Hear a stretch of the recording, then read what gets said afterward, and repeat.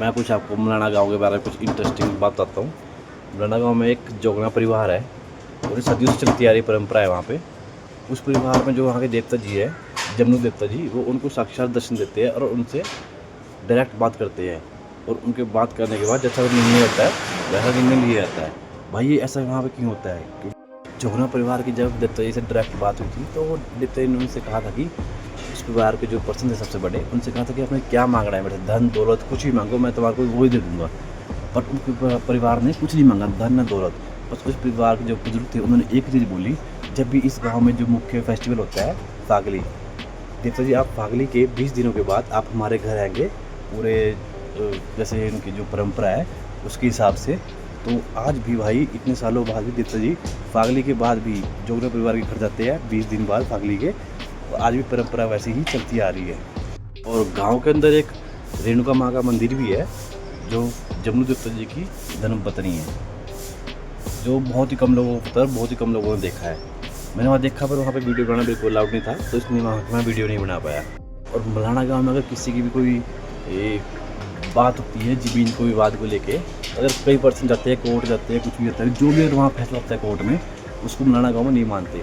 वहाँ से आने के बाद जो भी फैसला देवता जी लेंगे उसी फैसले को यहाँ पे माना जाएगा और उसी फैसले के ऊपर निर्धारण किया जाएगा कि किसकी ज़मीन है, क्या डिसीजन लिया जाएगा देवता जी के कहने पर ही। जो अच्छी क्वालिटी की हैश के लिए फेमस नहीं है, वो अपनी परंपरा और रीति रिवाज के लिए बहुत फेमस है। क्योंकि वहाँ के जो देवता जी है उनका ये मानना है कि अगर जब तक वो वहाँ के लोग उनकी परंपरा और रीति रिवाज को मानते रहेंगे, देवता जी उनके ऊपर पूरा आशीर्वाद रखेंगे और किसी को भी कोई दिक्कत नहीं आने देंगे। और क्या होता था, एक होता था रसोल गाँव और एक है आपका मलाना गाँव।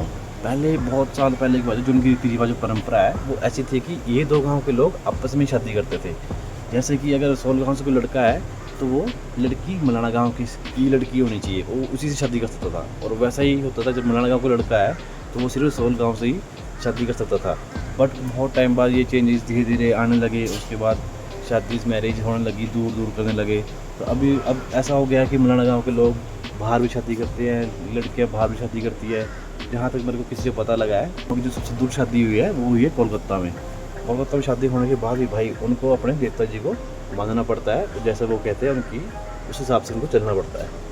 बट इसमें मैरिज में ऐसा है, अगर कोई मलाना गाँव का पर्सन कोई बाहर शादी करता है, बाहर किसी गाँव में या कहीं और मलाना गाँव को छोड़ के, तो ऐसा होगा कि शादी तो होगी, माननी भी जाएगी, बट उनका फंक्शन गांव के अंदर नहीं हो सकता। हाँ धूमधाम से करेंगे पर इतना धूमधाम से कर पाएंगे, वो परंपरा रीति रिवाज से नहीं कर पाएंगे जो मलाना गांव की परंपरा रीति रिवाज है। हाँ अगर कोई मलाना गांव की अगर कोई लड़का लड़की हुई, रसोल की हुई, तो वो उसी रीति रिवाज से अपनी शादी करेंगे जो मलाना के परंपरा और रीति रिवाज है। भाई मलाना गाँव अगर चेक किया जाए भाई बहुत ही इंटरेस्टिंग है उनकी परंपरा और रीति रिवाज को लेके। बट कुछ लोग मानते हैं किसी भैंस के लिए फेमस है, ऐसा कुछ नहीं है। मलाना गाँव अपनी परंपरा और रीति रिवाज के लिए भाई बहुत फेमस है, बहुत ही ज़्यादा। और आप लोगों ने उसको सुना होगा कि पार्वती वैली में ग्रहण विलेज भी है। तो बेसिकली में जो प्रॉपर ग्रहण विलेज था वो मलाना गाँव के अप साइड में था। बहुत पहले की बात है, आज से मैं 4 से 100 साल पहले की बात है।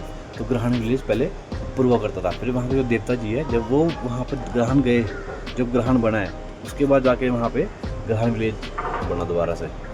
और जो पहले ऊपर वाला ग्रहण था वहाँ पे कोई भी नहीं रहता है, वहाँ के सभी लोग शिफ्ट होके ग्रहण विलेज में चले गए हैं। क्योंकि वहाँ के जो देवता जी है वो इस ग्रहण से उस ग्रहण में चले गए।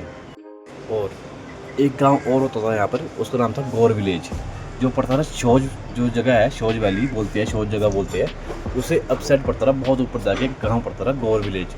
तो वहाँ भी ऐसे था, वहाँ भी बहुत साल पहले बहुत लोग रहते रहे, बहुत पॉपुलेशन होती थी उस गाँव में, गौर विलेज में। पर उनके पास पैसों की बिल्कुल भी कमी नहीं थी गाँव वालों के पास। तो उन गाँव वालों ने सबने नीचे नदी के पास ज़मीन खरीदी जहाँ पे आज शौज बस गया है। तो गांव के सारे लोग अब सारे शिफ्ट होकर नीचे आ गए हैं शौज में, वहाँ उन्होंने प्रॉपर्टी ले ली है। बट अभी भी गौर विलेज में अभी भी वहाँ पे पुराने घर अभी भी है।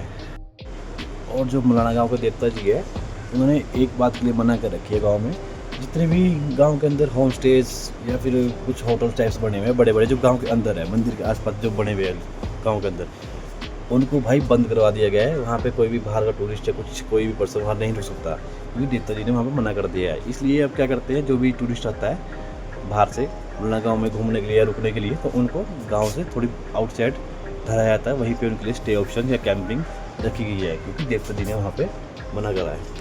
और जितने भी बाहर से लोग आते हैं वहाँ पे काम करने के लिए, नेपाल या फिर इंडिया कहीं से भी, जैसे कि वो कोई राशन ढोते हैं मलाना गाँव तक या कुछ भी, वो सिर्फ वही काम कर सकते हैं जो मलाना गाँव से बाहर की तरफ किया जा सके।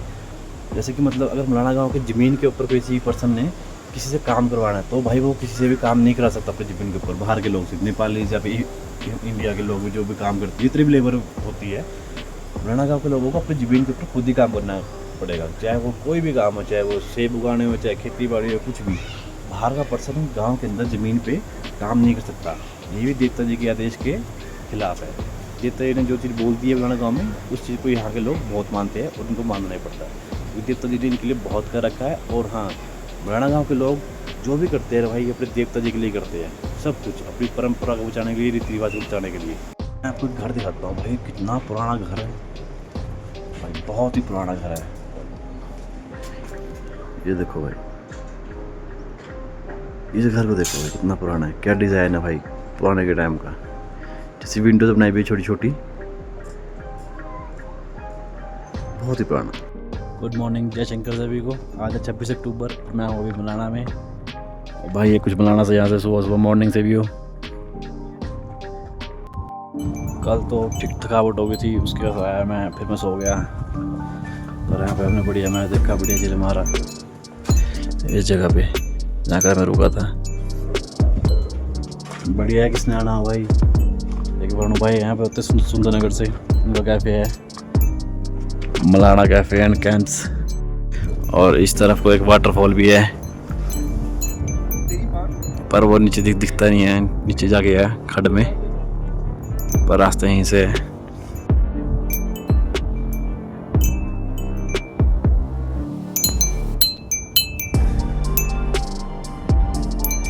भाई खाना मैंने यहीं भी खा लिया था। और इधर क्या धूप लग रही है, मज़ा आ रहा है यहाँ बैठने का। मैं मलाना से रीची की तरफ, और ये मलाना गाँव।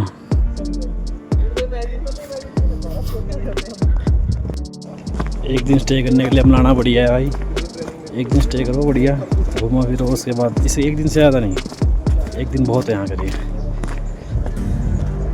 तो ठंड ठीक थी भाई रात के टाइम। सामने वाटरफॉल छोटा गिर रहा है।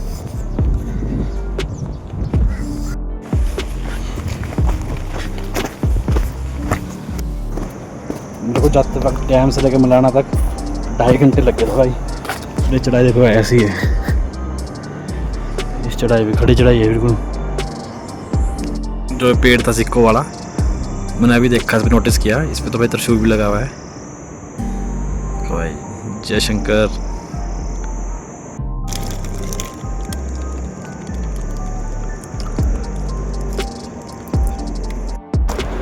मलाना गाँव भी रहने के लिए तो ठीक प्राइस है भाई, पर खाना बहुत महंगा है मलाना में, क्योंकि भाई वो कैरिज पड़ता है बहुत। डैम से लेके आते हैं स्पेन के अंदर और मलाना में पहुँचाते हैं। ये कालो भाई मेरे को कल ही मिला था, और आज भी मलाना गांव से लेके पूरा नीचे तक उतरेगा हमारे साथ। आज कहीं जैसे जाओ रास्ते तो मिल ही जाते हैं भाई।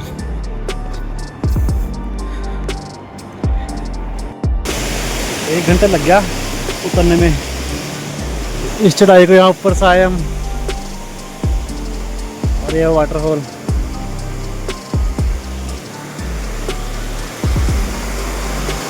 बिल्कुल साफ पानी है भाई इसका।